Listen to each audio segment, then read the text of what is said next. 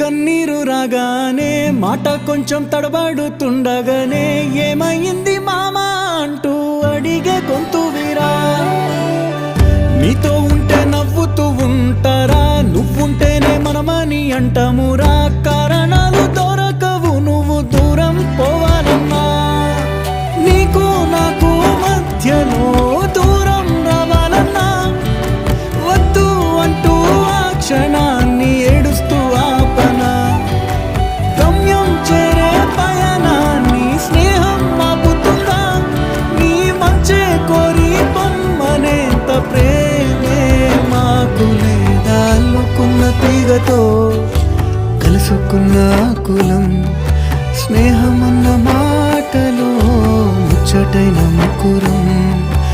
అందమైన జీవితం పంచుకున్న దోస్తులు, బాధలెన్ని